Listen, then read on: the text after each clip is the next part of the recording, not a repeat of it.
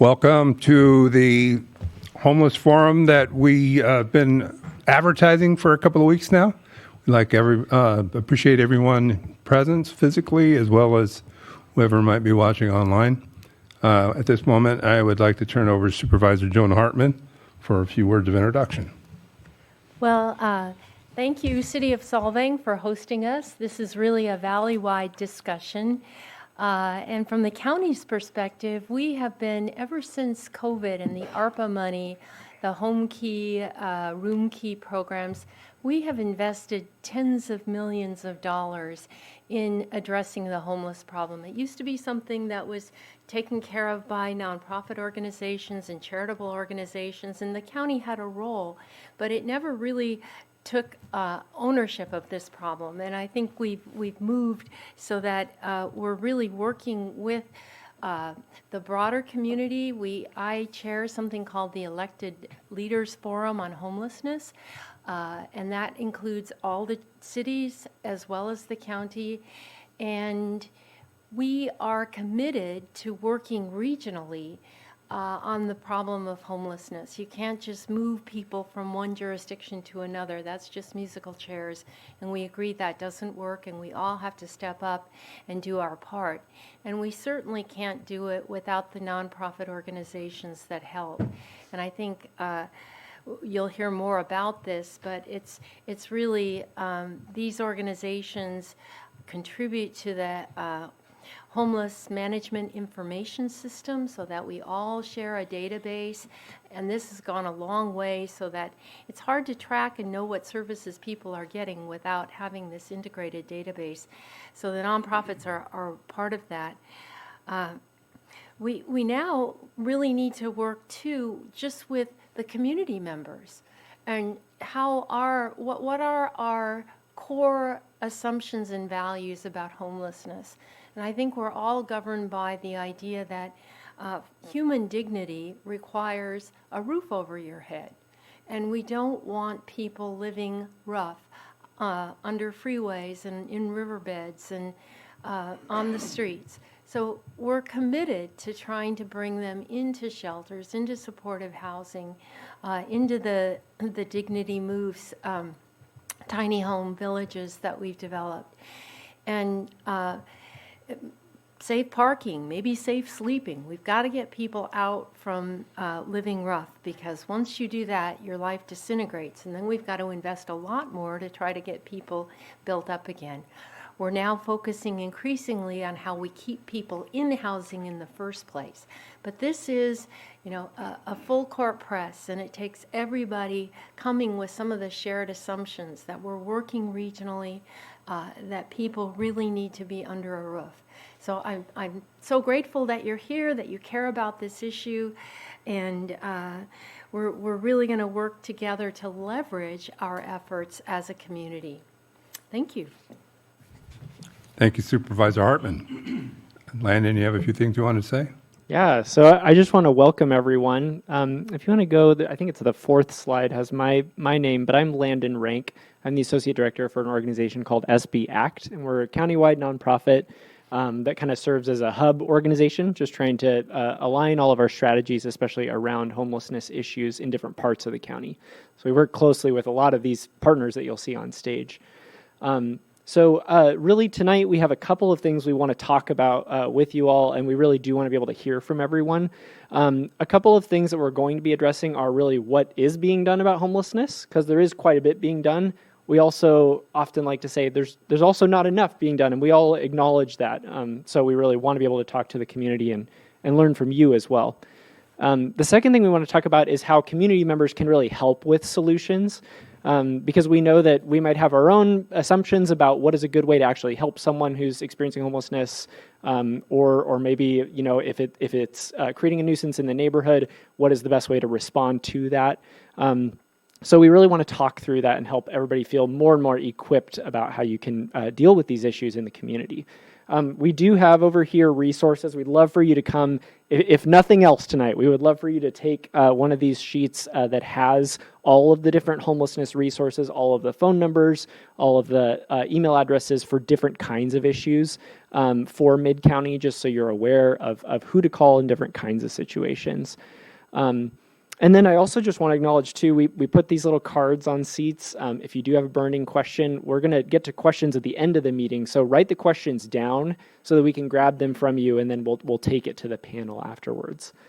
So yeah, I'm grateful to be here tonight, and we have a group of real experts on these issues that are going to be speaking with us. So I'm going to go ahead and turn it over to some of our county staff to share about what the county is doing to address homelessness. So we'll start with them. Actually, I just wanted to, I didn't kind of tell the story of kind of why we're here. Yeah. So for those of you who don't know me, I'm Randy Murphy. I'm the Solvang City Manager. I've been here almost 2 years. I've become familiar with the homeless issues in our city, and I have some observations, and I wanted to share kind of how we got here and why we're here today. So last summer, I took a long road trip, and one of the places I visited was the city of Canton, Ohio, go to the Pro Football Hall of Fame. Yay, Niners. Anyhow, while I was there, I noticed some signage around the city at the intersections where you typically see panhandling happening, and there was a sign there that said, essentially, don't give money to the panhandlers. There's a better way, and there was a website to reference to donate your funds there so they could be put to better use. And it made me kind of think back here and what's going on. The handful of homeless folks that we have typically in Solvang are what they refer to as service resistant. And that means they don't want to go into a facility. And my thought was the main reason they're doing that or are not willing to go into a facility is because they have a support network. People at home, family, friends that love them and that are providing shelter and funds, and shelter in the terms of like a tent or whatever. And I thought, it would be good to get the word out about what is available, what services are available. I didn't think there was anything really being done to advocate that, so I started talking to some of the people on the dais up here and Supervisor Hartman, and that's kind of how this meeting came about. So that's kind of why we're here. I also wanted to share my story. So I'm, in the last 10 to 12 years, I myself experienced housing insecurity. I wasn't quite homeless, but I very easily could have been. And I kind of look like, okay, inwardly, and I say, if it can happen to me, at the time, a 50-something white male, privileged white male, if you will, college educated, and, if it can happen to me, then it can happen to anyone. I mean, I had a good paying job, and then I didn't. I had a family, and then I didn't. And, I had no income, and if it weren't for the largesse of some friends and some other family, I very easily could have been on the street. I never slept outdoors. I never slept in my car anywhere. I did what they refer to as couch surfing a little bit. And, I was a medical emergency or a car accident away from being on the street. So I can very easily put myself in the place of some of the folks that are out there. And I just want to share that story to kind of emphasize the fact that if it can happen to somebody like me, it can happen to anybody. Yeah, thank you for that. That is, I think, a really important framing for today is that we're not only going to be talking about homelessness, but also the issue of housing insecurity, because we know that is, part of and very much connected to this continuum of people who are maybe vulnerable in this community. And so, actually, do you want to pull up the next slide with the agenda on it for me?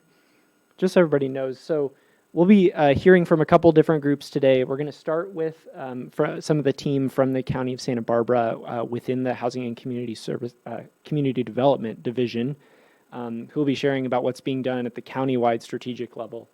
And then we'll hear from the specific providers within Solvang and the San Ynez Valley. We have people helping people and Good Samaritan both here tonight. And so we're going to hear from each of them about what they're doing to address homelessness and housing insecurity in the region.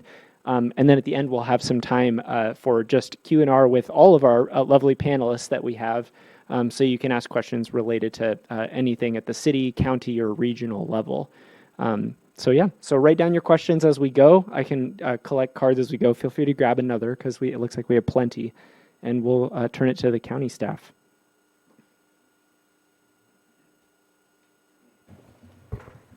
All right. Welcome, everyone. My name is Catherine Soto Vasquez. I'm the encampment response manager. Oh, yeah, this slide. I'll give it. Yeah, that one. Perfect. Encampment response manager with the Homelessness Services Program team. And I'm joined with a couple of my colleagues here, and I'll let them introduce themselves. You're bringing that slide up forward, right? Okay. Well, yeah. So I'm Joe Desvonic. I'm the Deputy Director for Housing and Community Development inside the Community Services Department for the county. And in HCD, as we call ourselves, Housing and Community Development, we really have two teams. One of them focuses on the creation of affordable housing across the county, even in the cities and with the cities and unincorporated area.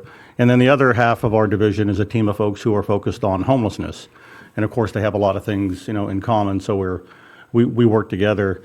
And I just want to build off one of the things that Supervisor Hartman was talking about, which is, we look at that she said basically 10, 15 years ago, folks didn't, the homelessness, the level of homelessness today didn't really exist. And we're trying to figure out new ways to address it. And I mean, even county governments themselves really didn't even have a function to address it. So we created a homeless team inside, what we have at CSD. Other counties are creating homeless teams at different parts of the government as well to build a structure to address it. But it's there really is no clear answer to it. Some people say affordable housing is the obvious solution to homelessness, and that probably has some truth to it. But however, we have addiction issues out there. We have mental illness and other issues that all contribute to this. So there's a lot of ways we have to approach it. And that's what we're doing. That's what we hope to share here with you tonight, all the different ways that we might be able to help you as a community address homelessness and prevent it in the community here. And I will turn it over to Emily. Hello, Emily Allen. I'm the Interim Homeless Assistance Program Manager for the County of Santa Barbara. And we address homelessness through housing people, certainly, and our different nonprofit providers have become really good at getting people housed. But we also know that we need to prevent people from becoming homeless to really see the numbers decrease. So that's been, a focus of ours recently. Homeless prevention can be about case management, helping people connect with those types of supportive services, utility assistance, rental assistance, and I know we have some of our nonprofits here today who will talk more about how they do that here locally. We also, though, end homelessness through helping people with housing. We have our coordinated entry system. That's how we assess people who are experiencing homelessness or at risk of homelessness to help better understand what type of housing intervention they might need, and then refer them to providers for housing and supportive services. We've also really focused a lot, as Supervisor Hartman said, on creating more interim or emergency shelter sites. These sites can really help people with case management to get ready for housing, to get the necessary documents they need, to connect to different types of supportive services. So that's been a focus. We know that we need to build more affordable housing, so we're working with affordable housing providers on home key projects to apply for state funding to build more affordable housing. And we know that we all need to work together as a community to use our plans that we have at addressing homelessness, and to use those plans, and elected leaders, our continuum of care, takes those plans. We're measuring our progress using our homeless management information system, our data system, to see how we're doing. So that's how we track our progress. And, we just want to have a conversation with everybody today to see, how as a community we can work together to address this issue. So thank you.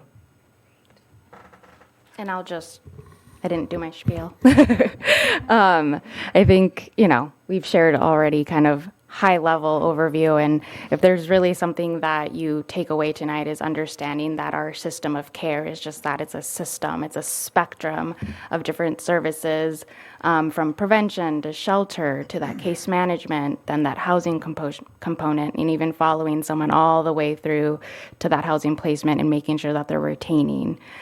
So a lot of that work, it's not that one solution, it's all of these different components working together. And tonight we're really here to highlight the amazing work of our partners here in the community that do this work every single day, both as outreach providers and service providers that operate as an access point. So in reach, people have the resources and ability to come to us, as well as meeting them where they are, whether it's in the riverbed or unsheltered throughout the community. So thank you to the Housing and Community Development team. I wanted to make a plug again. They really pulled this all together, but there is this really helpful guide of all the different resources that exist. And Catherine mentioned the spectrum of services. So it's everything from shelter to food to services for specific subpopulations, youth, veterans, whatever it may be. But the important thing is what Catherine's saying is all of these services can help them, the individuals, to get connected into our broader system and ultimately, hopefully, help them towards housing. So really encourage you to take one of these at the end of tonight. So with that, I want to turn to our two service provider panelists that we have. And maybe we can start with our partner from Good Samaritan to talk about what they're doing to address homelessness before we go to People Helping People to talk about kind of the whole spectrum of housing insecurity.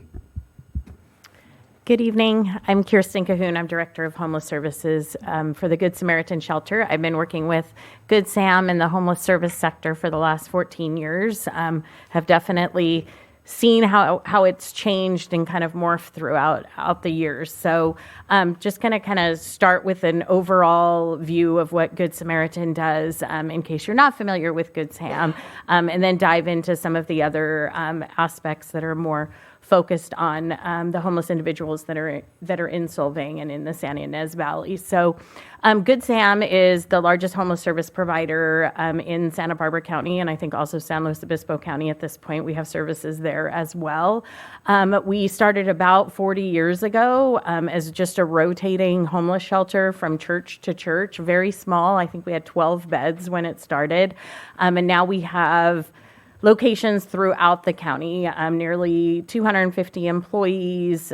We have 50-some locations.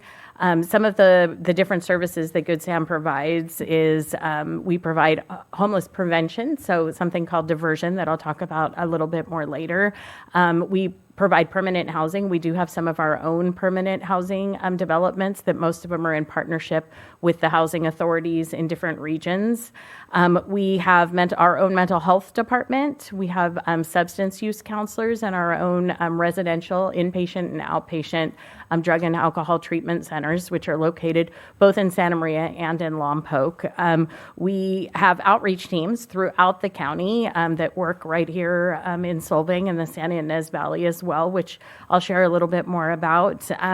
We have veteran teams. So we have an SSVF program, which is the Supportive Services for Veteran Families program, which is a housing assistance program for veterans where we can actually help stabilize them and pay their rent for over 2 years now. So we have housed about 96 veterans over the last year, which is a really, really phenomenal number. Our county is very close to declaring that we've ended veteran homelessness, which is going to be an amazing accomplishment after all these years. But we have a lot of resources for veterans, and we also have a grant per diem program for our vets, which we have some houses in Santa Maria where we can house veterans from anywhere in the county. So it doesn't matter where they're at, we can bring them into one of our houses, which are beautiful homes in residential neighborhoods where our veterans can be there, stabilize, connect with different services, and are able to ultimately get housed. We have our shelters, which kind of Good Sam is kind of more known for the Good Sam shelters. We actually have 9 different shelters right now. Probably forgot one in there. But we have congregate and non-congregate shelter. Supervisor Hartman kind of mentioned the Dignity Move shelter, which is our newest model of non-congregate shelters.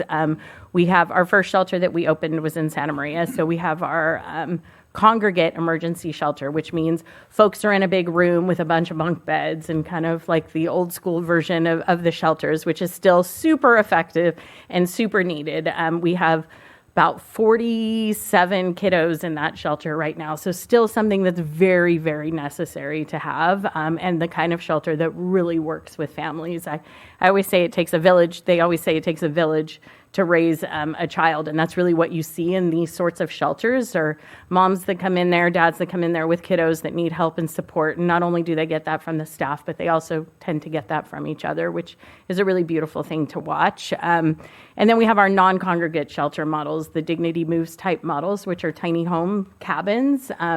We have one of them in Santa Maria, which has 94 different units, kind of over by the Betteravia Government Center. We have our first one is Dignity Moves downtown Santa Barbara, which is about a block off of State Street. We have La Posada now in Goleta, and which is a beautiful facility as well. That's a partnership with Behavioral Wellness. And then we have the Bridge House Shelter, which is, again, the congregate shelter in Lompoc, which also serves the Santa Ynez Valley as well, and folks from your community, and Rainbow Village, which were pallet shelters that originally started with a project in Isla Vista that were moved to the Bridge House Shelter. So we have our big congregate shelter at Bridge House, and I'll share some pictures in a little bit. And then we've got about 20 of these tiny homes on the campus at the Bridge House Shelter as well, that are actually really dedicated to one of our outreach teams that we'll discuss a little bit more about. So that's kind of what Good Sam encompasses across the county. We have teams on the streets every single day working with the unsheltered folks and trying to offer them services and get them into shelters. So I'll switch to the next slide. So we have 2 specific outreach teams, the SURF 2 outreach teams, and these are named after really their funding sources, so don't ask me what they stand for anymore because I don't remember. But the SURF 2 team is actually dedicated to the waterways countywide. So they are a multidisciplinary outreach team that has substance use treatment counselors, they have nurses, mental health practitioners with them, and our outreach team members. They are in all the riverbeds, all the creeks, anywhere where there's a waterway in the county, that's really the area that they're dedicated to. So they go out as a multidisciplinary team and work with folks on doing assessments, getting them attached to any services they possibly can, and being able to give them different referrals to different treatment and mental health. They can also do mental health assessments and sessions right there in the riverbeds where they're at, which is really incredible. The SURF team works here in the riverbeds and creeks here in Solvang and Santa Ynez, and they work really hard on establishing rapport with clients first. A lot of the folks that we see in the riverbeds are folks that have been there for a really long time and have maybe been, you'll hear the word service resistant, had a hard time wanting to take shelter and things like that. So this team really takes a lot of time and a lot of compassion to develop relationships with these folks, know them by name, and really after some time of building that kind of rapport, being able to offer them services like sheltering, or if sheltering is not something that works for them, they work with them on getting them straight into permanent housing from wherever they're at on the streets. The SURF team in Mid-County served 64 individuals through 2024, and they permanently house 67% of them, which is really phenomenal in Mid-County that they were able to do that. A lot of these folks have not wanted to talk to an outreach worker for a really long time, and the SURF team just really did a great job building that kind of rapport with them. They currently have 4 folks in the Rainbow Village at Bridge House that were from Solvang, that were super service resistant for a long time, that were in this area that they've worked with and got them in there. And they are both there are two couples, and they're both on track to be housed within the next month. They were able to actually get them their Social Security cards and work permit. So they've been able to gain employment, and just a really great success stories through the Surf 2 team. So the other team is our ARPA outreach team. So they are really focused on the city area. So they are on the streets in Solvang, Santa Ynez, Santa Maria, Santa Barbara, Lompoc, everywhere. They have two-person teams that are dedicated to all the regions to work with our unsheltered communities that are within this like city lying areas. So there's some pictures in there. I think some of that is the Santa Ynez riverbed from a recent outreach effort, and then our ARPA team is on there as well. But these teams are out there every single day. It doesn't matter what the weather is. They'll send me pictures knee-deep in mud in the riverbed, trudging through to make sure folks are okay during storms and things like that as well. So those are our street outreach teams.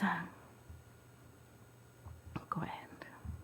And this is our Bridge House shelter. So the Bridge House shelter is the shelter that is offered for folks in the Santa Ynez Valley and Solvang that are willing to accept shelter. They can come out to our Bridge House shelter. Here's some pictures of the campus. We have our main shelter, and then we have Rainbow Village that you'll see kind of on the corner, those colorfully painted, they're called little pallet shelters that the Surf 2 team is actually, those are funded for the Surf 2 team to place folks in. So a lot of the times our folks that are deep in the riverbeds or have been chronically homeless for a long time who haven't wanted to accept shelter before is because being in that congregate shelter with a lot of people is uncomfortable for them. It might be mental health issues, it might be PTSD. For a lot of our veterans, congregate sheltering is really hard. It's super triggering. So these non-congregate shelters are just something that they end up accepting a lot more than they would being offered a bunk in a congregate shelter. So Rainbow Village has really offered that to the Surf 2 team so that they've been able to offer that to the clients. So Bridge House Shelter kind of shows both the congregate and the non-congregate. At the Bridge House Shelter 2, there's this incredible farm that we're so proud of, that there's I think one or two pictures of the farm on there. So we actually have a farm training program that we run out of the Bridge House now, which is really wonderful. The clients can work on the farm and learn a multitude of skills, and then be able to go out into farmers markets. We actually sell veggie boxes now to the community, and they're a part of making that. And all the produce is shipped to our Santa Maria shelter campus, where there's a culinary training program and a barista training program. So folks are now cooking with the produce that we're growing at the Bridge House farm, and this is all being done by our clients there, and then feeding all of our shelters. So all of our shelters are being fed from the culinary training program and the beautiful produce that we get from the farm. So just a really great way for our clients to make a difference, learn a skill, be able to develop a resume, and then we have some partnerships with different restaurants and different farming companies that help them get their foot in the door for employment, which has been really successful. So we're super proud of that. We call that part of Good Sam Food for Good. So if you're ever interested in a veggie box, you can subscribe on there. You can go to the next slide. So I wanted to talk a little bit as well about diversion. So this is a really important part of homeless services, like how when somebody shows up at the shelter or calls the shelter, or we find somebody that is homeless, that is about to become homeless, what can we do in that moment to prevent them from entering the homeless service system? It's a lot less expensive to pay somebody's rent for a couple of months that they're behind than it is for them to come into this homeless service system, where on average it takes about 6 months from somebody to go from homelessness to housing in our county, with our low vacancy rates, our high rents, and just our competition to try to get somebody. All of our clients that enter the shelters get a case manager immediately, and their focus from that day forward is to get to permanent housing. How can we get them as quickly as possible to permanent housing? And we have about 49 to 50% success rate in getting folks to permanent housing. Last year, Good Sam served 4,923 unduplicated clients throughout our county, which is a lot of folks that, and if you think of about 50% of that we were able to get housed, is pretty pretty remarkable. So diversion, when they call the shelter and say, do you have a bed? You know, I'm about to become homeless. That's really kind of where diversion kicks in. And what can we do in that moment to prevent them from having to come and take a bed in one of our shelters? Sometimes that looks like family reunification, which is one of my favorite parts of homeless services. I always say, like, we talk so much about like permanent housing, getting your own apartment, getting your own house, but sometimes all it takes is to sit with them and make a phone call to their mom in Texas that they haven't talked to in a while because they burned some bridge because of their substance use or mental health issues. And let's talk about like where they're at now, and you know, are they able to go there and live with them and be given another chance, and you know, be given an opportunity somewhere else where they would not be homeless. So we're able to provide those bus tickets back, those airplane tickets to wherever they need to go, as long as we can establish that they will not be homeless there. Our goal is not to like move their homeless issue to another community, but if we can allow them and help them to make that connection again, it's a really important and successful part of homeless services. So that's the first thing we do. We try that with outreach. We try that with anybody that calls. Or do they need, you know, are they about to be evicted because they missed, you know, a couple months of rent? Well, let us get in there and pay that rent, get a plan with the landlord, get with them on making a budget, you know, helping them with some, you know, rent moving forward a little bit until they can get back on their feet. So diversion is really an important part of homeless services in a way that we can really prevent homelessness from continuing to climb in numbers and things like that if we can kind of fix it on the ground floor and figure out what's happening so that we can fix them, you know, falling into there. On here is the diversion hotline, which is a really great phone number. If you know anybody that is about to become homeless and they're like, next month I have my eviction notice. Next month I'm going to be homeless. Have them call the diversion hotline. Have them reach out for help before they are calling us for a bed in one of the shelters, because it really does make a difference. We also, I forgot to mention, we also have a safe house in Santa Maria. We have an adult safe house for human trafficking survivors from throughout the county. So if you ever come into contact with anybody that you think could be a survivor of human trafficking in your community, please reach out to the safe house. I do have some flyers there. I have my card there. And you can call any of the numbers and we can direct you over to the safe house. But we have 16 beds for women in Santa Maria in an undisclosed location with an amazing program manager that really works with these women to get them back on their feet and get them stabilized and get them the services that they need. So that's another, if you ever think that somebody might be in that situation, please reach out and let us come out and chat with them and make sure that they get the help they need. So that's Good Sam. Open to any questions. We've been working in your community for a long time, trying to do what we can for homelessness, and are always open to suggestions and ideas and how we can do things better. So thank you. Thank you. And then let's go to Ms. Erica Flores with San Ynez Valley People Helping People.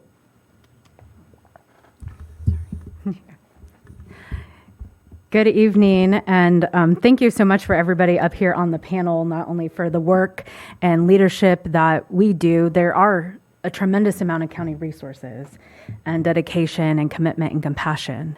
And as I look in the audience, I also see so many neighbors and partners and colleagues right here in the San Ynez Valley. And it takes both, and it takes all of us. And so I hope tonight that some of my remarks can raise our collective awareness and a reminder of what San Ynez Valley People Helping People has done for over 30 years and is doing today, how that has shifted like it has for so many of us since and through the pandemic and after. And also for us to consider, what do we do in our community? What each of us, because we each have a role in that. So San Ynez Valley People Helping People started in 1992. Local community members saw a need and responded. And at that time, it was about food and food insecurity.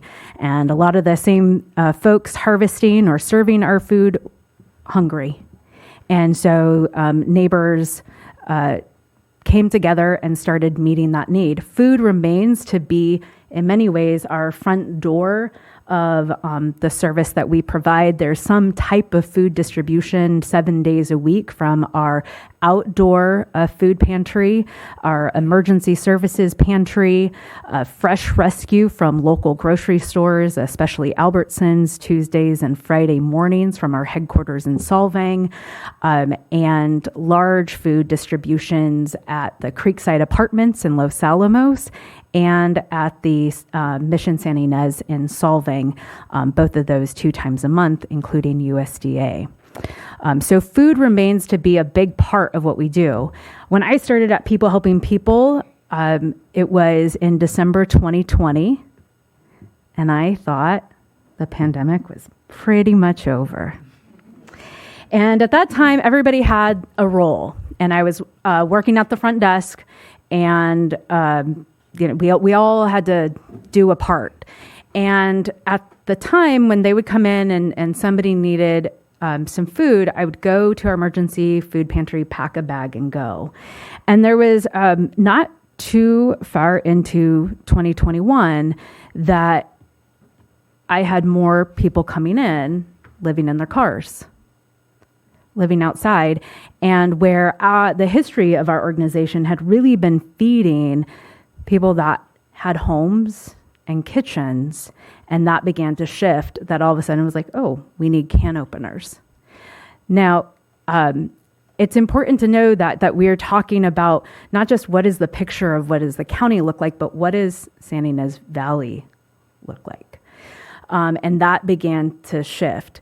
The other food led to a series of more programs. So I want to be clear about what San Ynez Valley People Helping People's space is really in prevention, not only in housing, but also we are partners with the county behavioral wellness. So our prevention and mental health is in prevention and early intervention, school-based counseling.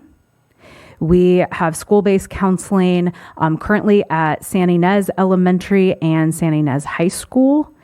Those are currently where we're providing our services.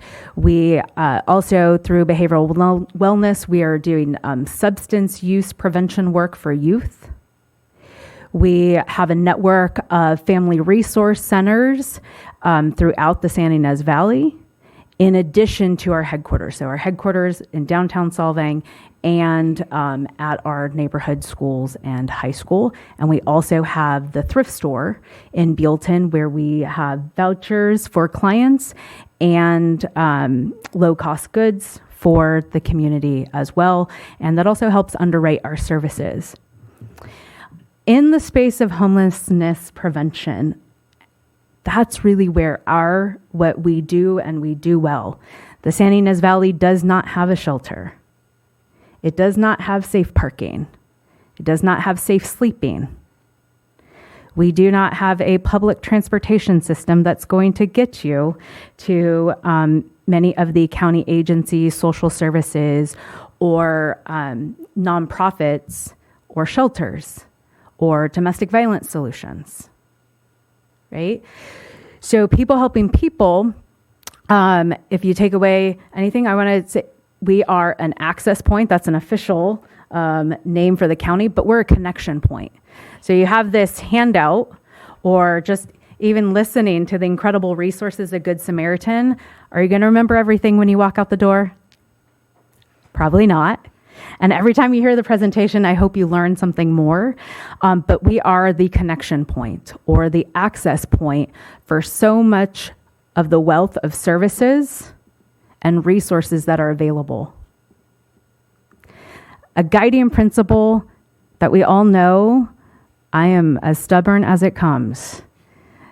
I can be told that there's a lot of good out there for me, and there's a lot of opportunity out there for me.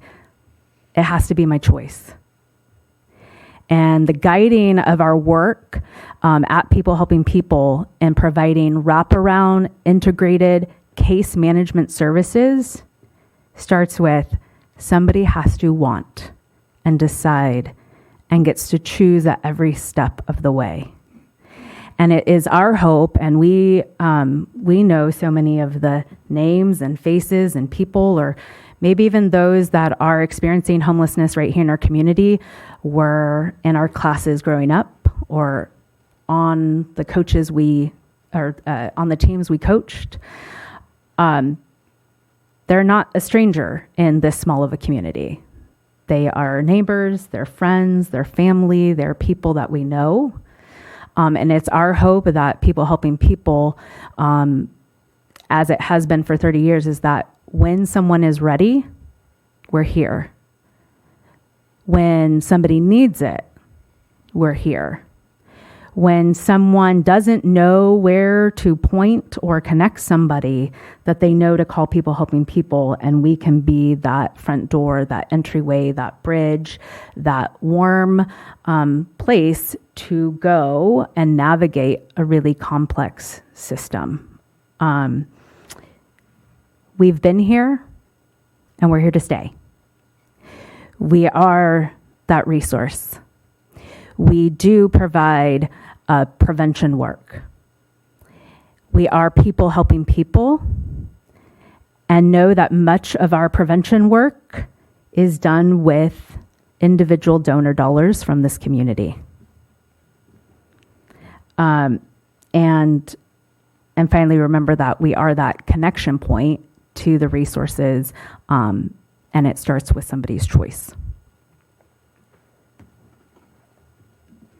So thank you both so much. If you want to pull up that slide, actually, Olivia.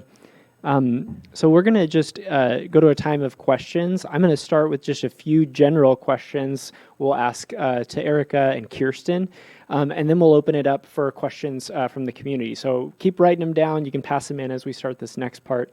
But Erica and Kirsten, I wanted you both just to name, if you could, what do you see as some of the main barriers that prevent people from either getting into housing or from being able to stay housed?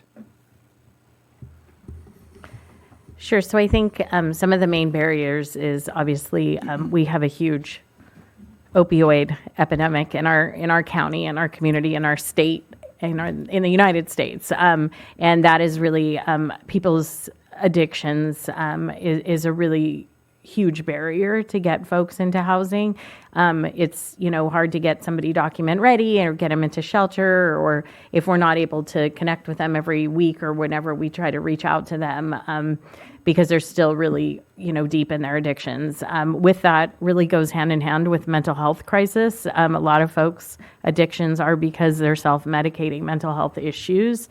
Most people don't want to be addicted to fentanyl or heroin or anything else, but if it helps quiet the voices in their heads a little bit, because it takes 6 months to get a doctor's appointment, to get on some medications, or to remember when your follow-up appointments are because you're living on the street, sometimes turning to substances is kind of their only crutch that they have. So those are some of the biggest barriers to getting folks into housing. Obviously, in a community with less than a 1.5% vacancy rate, super competitive market for housing, and landlords that are really getting some top dollar for rental units right now are huge barriers when it comes to kind of the housing side of things, and things that we're up against all the time. If a landlord has a choice between, a working professional, or even if we're willing to pay their rent for 6 months and can, assure them that we will, be there to be checking on them in housing and all of those things.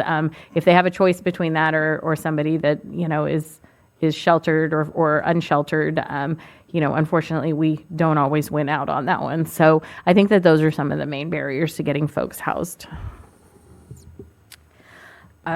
I want to answer, and I'm again thinking about the San Ynez Valley and recognizing that we have a lot of folks that are housing insecure, that there's multiple families in a home, that they're converted garages, unsafe conditions. Our team was out doing outreach, and we're invited in to a family of 5, and in a small 10 by 10 unit, lift up the rug and there's exposed pipe. Okay. So speaking to that, I want to talk about what opportunities to those barriers look like that we haven't had in really recent time, but we could. You heard earlier affordable housing being a part of the solution, and especially here in the San Ynez Valley. If you don't know, Polo Village is a 49 unit housing complex in Buellton across from the Marriott. Hoping to be unlocking doors in about a month. And that is low income housing. Because of partnerships, because of collaborations, because of relationships, people helping people, being able to be the local community-based organization here, working hand in hand, side by side with the Santa Barbara Housing Authority and United Way and local donors, we have been able to do really a concierge outreach process to take somebody to know about the opportunity, get somebody on the wait list, a wait list that preference in part is the time. If the wait list opened at 8 a.m. and you hit apply at 8 a.m., you're at the front of the line. Our neighbors wouldn't have known that without that concierge level of awareness, providing and being a part of gathering the paperwork and getting them in. So from January, in a matter of a few weeks, our small and mighty team was able to help 43 Santa Ynez Valley residents to get on to that wait list. I don't know how big the wait list is, but I do know that one of our clients said that they were number 824. Okay, so 49 unit complex, Polo Village in Buellton. Our team was able to help 43 local San Ynez Valley residents. We know one of our clients was number 824 on that wait list. 21 of those households were invited to actually apply and are in the application process. If you have, I think that there's more paperwork in getting one of these units than buying a home. Fair? Yeah. And do you have that paperwork? And how the time from when you're invited to apply to hit submit, we're talking 10 days. So if you don't have a social security card, that's one of the documents you're needed. You need identification for a child. Do you have that? Are you going to get it in the time that window closes? No. So our case management team have dedicated that concierge service, and we're waiting and cheering and hoping that we'll be able to have local residents into that housing complex. The other, just to give you a picture of what those 43 households, okay, of those 43, only 2 are either not a local working family or a local low-income senior on a fixed income. Right? So whatever your picture might be, these are contributing, working, local families. So the opportunity is when you can advocate, support local and affordable housing, when you can advocate, support local community business or nonprofits that have relationships with local residents, we can be a part of our own answer in our own community.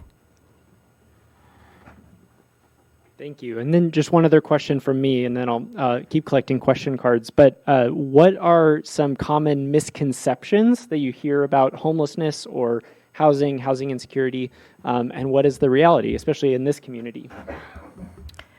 Sure, I think some of the misconceptions are that people have an idea of what a homeless individual looks like in their head, and it's the person pushing a shopping cart down, down the freeway or down the road. And a lot of the times, it's working folks that are working and are doing everything they can to try to survive. But bottom line, in the economy that we're in, you could be working full time, making minimum wage, and probably not be able to afford a place to live. Unfortunately, we're also seeing a huge increase in the senior population.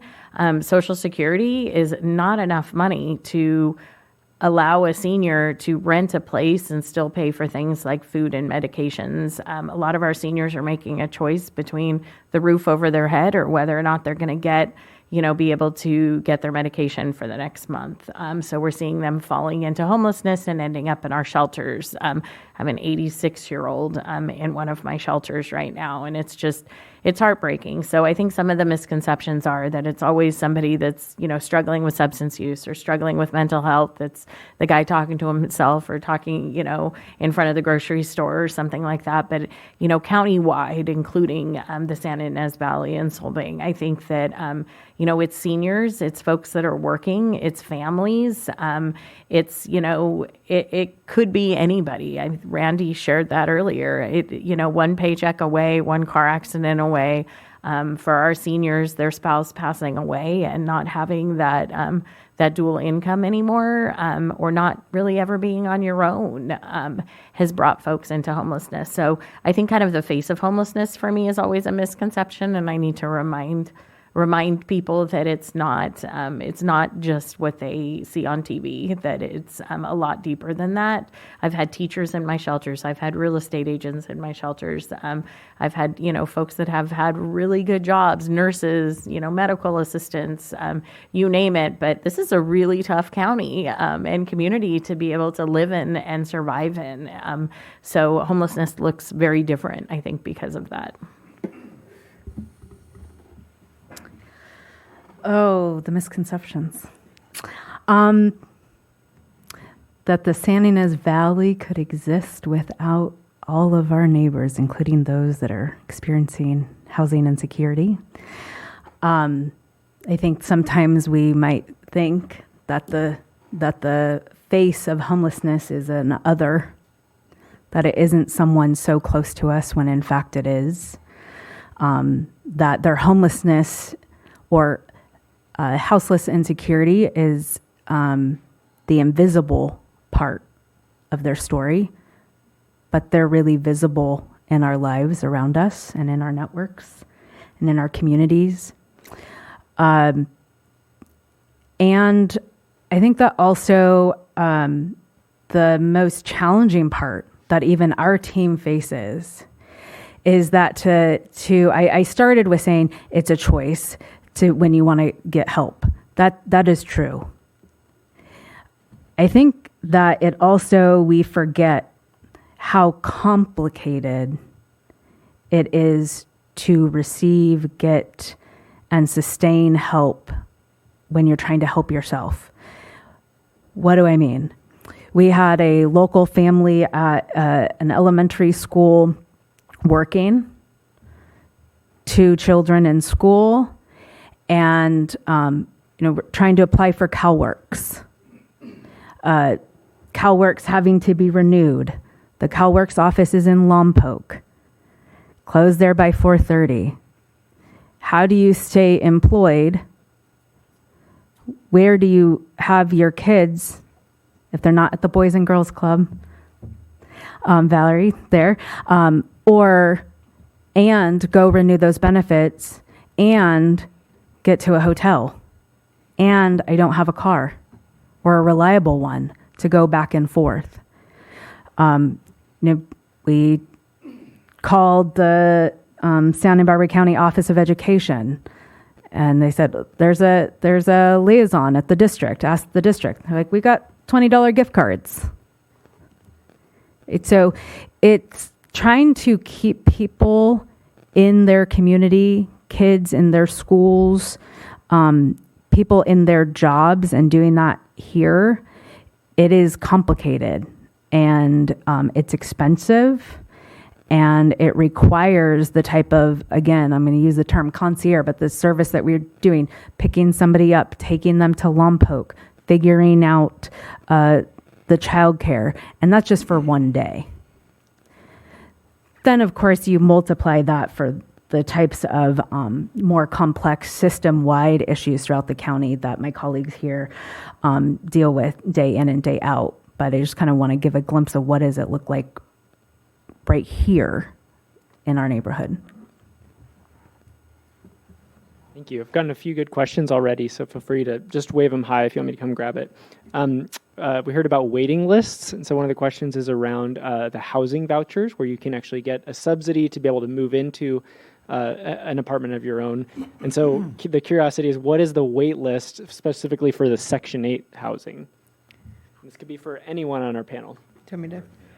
Well, when somebody applies, sometimes the housing authorities say that it could take 8 or 9 years.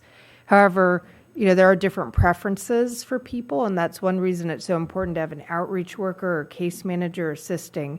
So if somebody's a veteran, if they're disabled, if they're homeless, those are some of the factors we have on our coordinated entry system list. We do have a preference for housing people in their region. So when a development opens, we're looking at the people in that area. So, lists are dynamic. People don't usually stay fixed on a list, but it can be quite a time for somebody to receive that, even if they're eligible, even if they meet, the income requirements. Another question about the LA fires and whether we've seen any impact related to either homelessness or housing in this community. We started asking that question during this most recent point in time count. We've certainly been talking to the providers and seeing if they are seeing that. They're not yet seeing that among people experiencing homelessness, but it is something that we're specifically asking as people enter into our system. And we do ask people, where did you live before you became homeless? So that's something, whether it's during our point in time count or just on a daily basis as people are connecting with outreach workers or shelters, that's the type of information we're gathering. We had a lot of people at our hotels for a while, and in real estate, people do tell me that they're getting more and more inquiries. A related question with that would be how much of our population experiencing homelessness in this community is coming from this community, whether that's specifically the San Ynez Valley or countywide? It's in the close to 80% of people who report having lived in Santa Barbara County before becoming homeless. So, we see that consistently in our county. It's something you do typically see in other places also. A lot of people do stay where they know where services are, they know where safe places are. So there are folks that do migrate, and we see that also, but a large percentage of people lived here, lost housing and are staying close to where they know where resources are. Another question about prioritizing. So how do we prioritize certain vulnerable populations, whether it's children, veterans, individuals with disabilities, whether for homeless services or housing? So I'll take some of these, I think, just because it's what we were really focused on. And some of that is, wait lists for housing. So some of that might be the county housing authority or a city housing authority. So they have their process for having a wait list. But a lot of resources now come through what's called our coordinated entry system. And so we're looking to prioritize people for permanent supportive housing. For that, we're looking at people who've been homeless longer, have disabling conditions, are really going to need supports, that affordable housing with supportive services to stay housed. But we're also assessing people to understand who could be served by what's called rapid rehousing. So that is help with a deposit, shorter term rental assistance, still providing case management to people, but who might need less financial assistance, less ongoing support. So our goal is to understand what resource can help somebody end their homelessness, retain their housing, and not return to housing. And then the priorities are obviously set too by funding sources, right? So we know for veterans, as we're talking about, the progress we made on veteran homelessness. It's because we have organizations like the VA that have put a lot of money, because that's generally what it will take to affect change in that area. Recently, HUD has also kind of launched what we call the YHDP, which are youth funds for preventing and addressing homelessness and folks under the age of 18, essentially. And so that's when those big funding sources come out, and they're directed from state and federal authorities with a lot of direction. It helps us prioritize that locally, and that's just the truth of it. I would add, as far as the shelters and prioritization goes, we really try in any of our shelters that have areas for families to prioritize women and children. Our goal is to never turn away a family that shows up at the door of any shelter. If outreach workers come across a family with kids in the riverbeds, which has happened, we have found newborn babies in the riverbeds and things like that. We prioritize getting them into shelter immediately. We also prioritize veterans. There's always a space somewhere for a homeless veteran that is willing to accept shelter. So those are definitely our prioritizations. If our shelters get full, we obviously end up turning away single men before we turn away anyone else, which is really tough. I hate turning away anyone from shelter, but they're a bit less vulnerable on the streets. So we do try to always have beds for everyone, but sometimes prioritization is necessary. But I will add too, the prioritization does come from the community, right? I mean, so she was showing some funding sources on there like SURF, right? And that stood for the California Encampment Resolution Fund. That's a funding source that came out of the state government that did not come with any direction on how to spend it necessarily.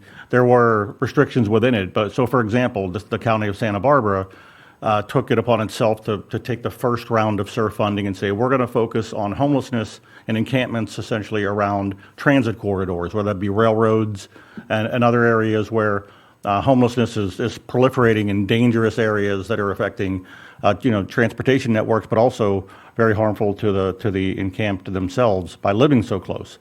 And that was a choice that the county strategized on its own. So the funding came from the state. The local community decided how it wanted to invest that money strategically. Another round of SURF came along, and we decided that the riverbeds were a place it's very prolific in homelessness and needs to be addressed. Again, that was a local decision made using higher funding. So sometimes funding sources does come very directed, like for veterans or for youth or in domestic violence, and that limits the funding. But there are other funding sources that the community can speak up and say, this is, so the next round we have for SURF 3, round 3, is for vehicular homelessness. So those are strategic decisions that are sort of linked through time and space in our community, but were local decisions. So that's where some of the priority comes from, really the people saying we need help in those areas.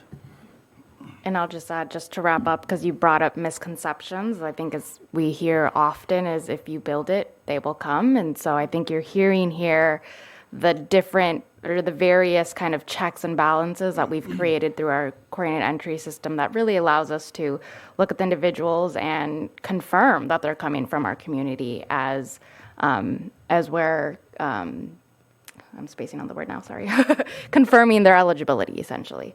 So that's just another misconception there. Okay, let's talk hard numbers. So do you have a sense of how many people are experiencing homelessness in the San Ynez Valley or experiencing housing insecurity? And also, do we have a sense of trends, whether that's trending upward, especially since the pandemic? Well, yeah. I mean, I can speak more countywide than San Ynez Valley in particular, so go ahead. Maybe I'll start and then jump right in. But, during the course of a year, we serve about 4,000 people countywide. On any given night, there are about 2,000 people who are in shelters or living unsheltered, outside in vehicles. And then we do, as part of our point in time count, but also the data we collect in our homeless management information system, we look at by city, even by zip code, who's experiencing homelessness. And we do see smaller numbers in the valley of people who meet that literal homeless definition. So, in the point in time count, it's typically, 20 people or under who are surveyed. And, we might see similar numbers, for people on any given day in our homeless management information system also. But that doesn't capture, people who might be really on the verge of becoming homeless, and also need to be supported, to avoid becoming homeless.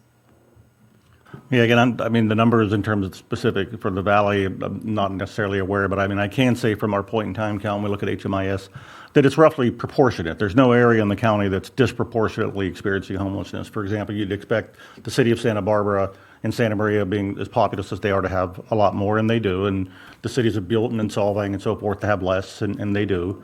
But the issue that we're talking about tonight is this: we just don't want anybody or any community to experience, whether there's 1 or 5 or 10 people, and not understand that there are ways to address that homeless situation, and especially when it comes to housing, insecurity, as we have, the population just getting older, moving into the years of elderly, and as the inflation rates go up and you're living off fixed income, we're here to address that too in this community and make sure that no matter how small the numbers are in an absolute sense, we just want to address it everywhere equally. So we're here to just help everybody understand what we have available to help, like she was discussing. So before I was at a nonprofit, I was in education. When we talked about a continuum, we were often wanting to take someone here through there. But when we talk about the continuum of homelessness, we have an opportunity in here, the city of Solvang, to not keep going. We can stay and bring back. And I think that then becomes what our choice is. And I really appreciated the comment saying that where you decide to allocate your resources and set your priorities is the needle you can move. But it doesn't just happen. It comes through that, through that investment. And so I just gave you an example of what did January and February's work look like, that throughout the San Ynez Valley, there were 43 households that met the low to moderate income and completed the documentation to get on a wait list for low income housing. Is that everybody that was eligible? No. That's just giving you a glimpse of those that knew of the opportunity, that had the opportunity and the support for us to get through the system. And that is our low to moderate income. So that's just a tip of the iceberg. But we are sitting at that point of we can change what our reality looks like for our community, but not without setting that as a priority and not without allocating the resources, the financial resources, the people resources, the structures, and the policies to support that here in the community. So as we go into budgeting cycles, as we go into grant and funding opportunities, I would challenge each of us. I'm looking in the audience, and I know that there's decision makers here, right? Whether you're on the city council or in your nonprofits or in, a service delivery in Buellton, you look and ask, what have I allocated to address homelessness or houseless insecurity or prevention or diversion? If you don't have that allocation in your budget, it won't happen.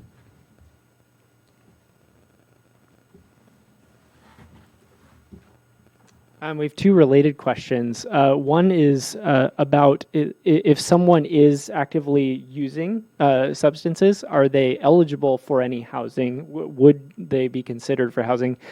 And then on a related note, if there's someone who is experiencing homelessness that's saying, "Hey, I've tried everywhere and I'm hitting dead ends," what do we tell them? Sorry, not used to these microphones. I would say somebody still active in their addiction. We are, all of our programs are housing first models. So we reduce all barriers to entry into our programs, which mean whether it's permanent housing or shelters, they are allowed in to our shelters and be able to access shelter, even if they are struggling with their addiction.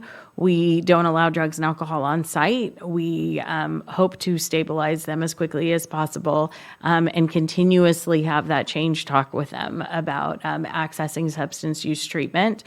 But bottom line, it comes down to their choice. We can't force that, and it's not a precursor to whether or not they'll be housed. We put in the exact same effort with them to get them permanently housed. We treat them the same in our shelters, but everything is based on behavior in the shelters. If their substance use is leading to unsafe behaviors, especially in our shelters that are congregate and there's kids around, that's where we don't have a tolerance, and we don't allow behaviors to become unsafe in those spaces. In our non-congregate shelters, we do room checks, we do wellness checks, we don't allow anything on site. We work really closely with the clients to try to connect them. We use our sobering centers locally. I don't think I mentioned them in the Good Sam services, but we have a sobering center in Santa Barbara and in Santa Maria and soon in Lompoc, which is an incredible service that law enforcement can use, that the shelters can use. If someone comes back to one of my shelters and they're so under the influence that I'm worried about allowing them to go into their tiny home or, be around the kids or something like that, I can take them to the sobering center and they can hold them for 48, 72 hours, help make a call to the access line, help connect them with services, have medical staff available to keep an eye on them to make sure that they're safe and that they're not overdosing or something like that happening. So we do not discriminate based on substance use, but we push really hard to get past that. And what we have seen historically in all of our shelters is once somebody is able to come in from the elements and have all of their basic needs met, like what am I going to eat tonight? Where am I going to shower? Will I have clean clothes? Then they start thinking about the next step in their life, which is the goals, which they realize substance use does not align, and they ask for the help, and they're successful in the help because this is the one time that they've really wanted it and nobody's forced it on them. So it is really successful to be able to offer those services to them.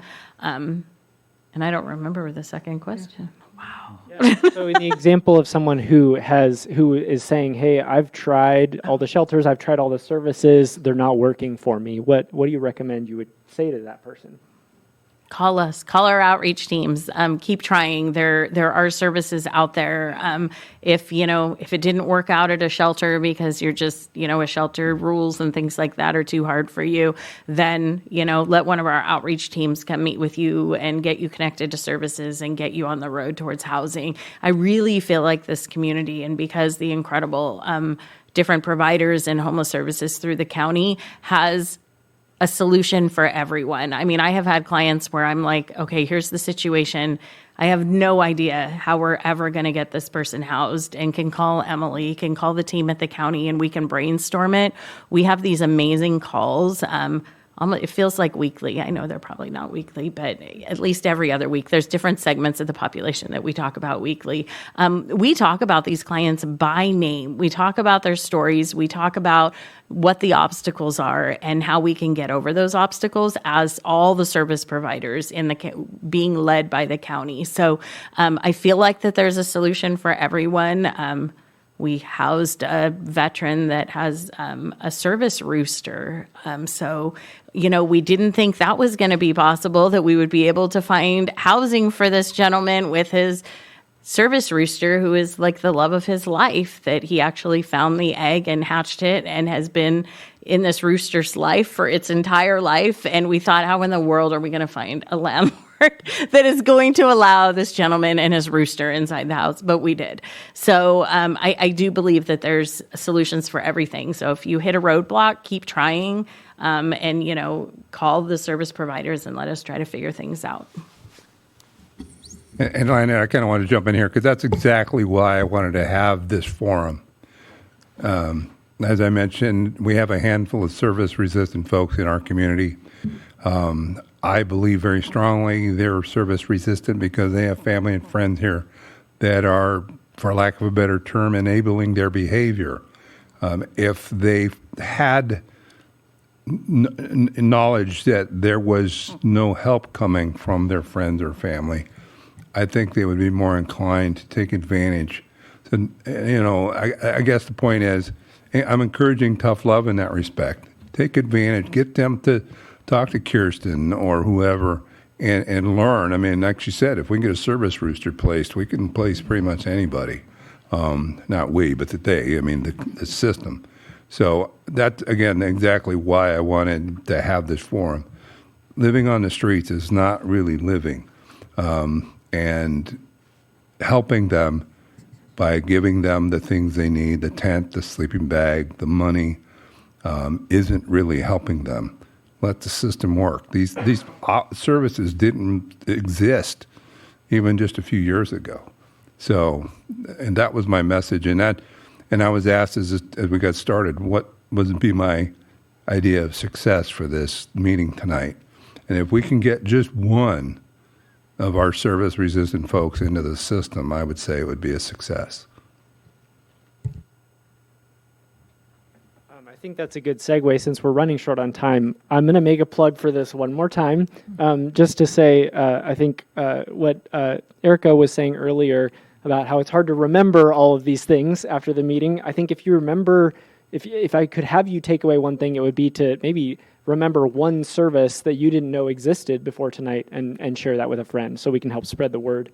So I think the final question to you all would be, what should people in the community do that would actually be promoting solutions to homelessness? Do you have one tip you could offer? Open to anyone.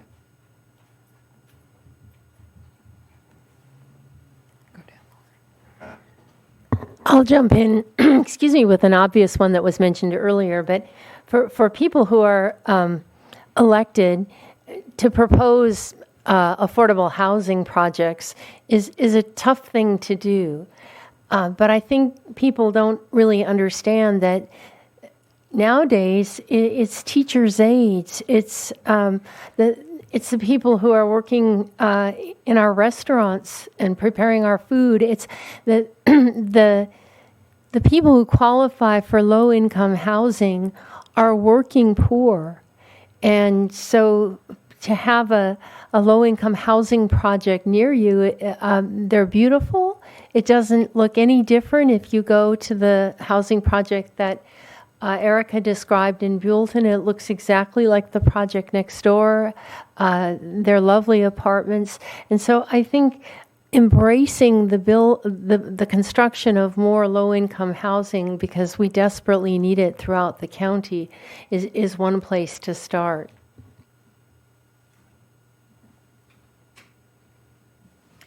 I guess I would add housing, definitely. Rent out your rooms to folks that maybe were formerly homeless, build an ADU, advocate for bigger units. We can all make a difference. I really believe that. But also just become acquainted with the services that are provided. If you see, somebody asking for money in front of, one of the shops or on the side of the freeway, know who to call, know that we have an access line number. If somebody says, gosh, I just really need help with treatment for my substance use, you have a very small window at that moment when they want that help to find them help. So who do you call? Know that there's a phone number. There's an access line phone number you would call at that moment. If somebody is asking you for shelter, know where you can connect them to shelter. Call one of our outreach teams. There's business cards on the table of our outreach team.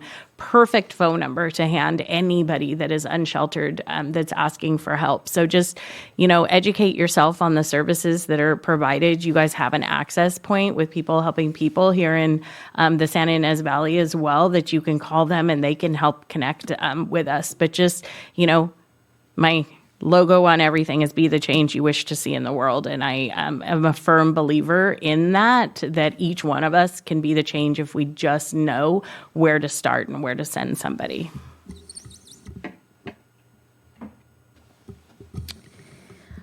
A lot of people don't like the first of the month because that's when those bills are due. But on the first of the month at People Helping People, we have a incredible neighbor that grew up with her parents, her dad, gambling. And sometimes they were in a lavish home, and other times they were in their car, and other times they were in a hotel. And she's doing well these days, but she's never forgotten it. And despite that she could write a check for the full year, she walks into our headquarters on the first of the month. And she has committed that the first check she writes is to People Helping People for homelessness prevention. That's how she's decided to make that legacy. And that is 100% of our homelessness prevention dollars in our current budget. That is helping pay for a hotel stay for a family fleeing domestic violence that we're hoping is going to be housed at Polo Village. Without her monthly donation to People Helping People, we couldn't do that. When we allocate some resources from People Helping People, it is a commitment, an ongoing relationship with our case managers. It's a partnership, and it's because of a lot of people investing. And so I want to invite that partnerships can really change people's lives and be what change or the community that we want. Thank you. Yeah, I mean, I think you've already heard advocacy, advocating for affordable housing, giving to nonprofits, that you trust, that are working hard in your community, but also educating yourself about homelessness, learning more about it, looking at data, reading about homelessness. Volunteering, I think, is another great way to both give and learn, talking to people who are experiencing homelessness. I mean, I've had some really amazing conversations with people and, hearing about their experience in the system, why they became homeless. So that can give you, I think, great insight also into how we can better address this issue in our community. Yeah, no new ideas here. I would say the education, educate yourself, understand it, and then apply that through, volunteering or working in the area for me is an effective way to help this. Yeah. I'll close by saying, why we're all here. It's bringing it back to the people. I truly believe that no one is service resistant by choice. No one that is experiencing homelessness woke up one day and decided to become homeless. I think over a series of time and events, people become outcasted. So if we can bring people back in and make them feel a part of the community, it'll take those services a lot much further when they can trust again and feel wanted and that they don't have to jump through those hoops. So just acknowledging someone when you see them will go a long way. I just wanted to add, I gave you my personal story. Like I said, if it can happen to me, it can happen to anyone. And it gave me a new appreciation for the phrase, "There but for the grace of God go I." Thank you all so much. Will you pull up that next slide? Just wanted to close by saying we did not get to all the questions, so please do bug us. We have our contact info here. But also, if you're interested, you can put your name on the list with your email address, and we can send out responses to these questions. We won't add you to the newsletter unless you check the box saying you want to be on the newsletter. So just know that. But yeah, I mean, just thank you. We really appreciate you making time for this. We know that it's a sign that you care about your community, that you would be here on a wet Wednesday night to talk with all of us. So we're grateful to you, grateful to the mayor for being here with us, grateful to Supervisor Hartman and Randy for organizing this. So thank you. Thanks, everyone.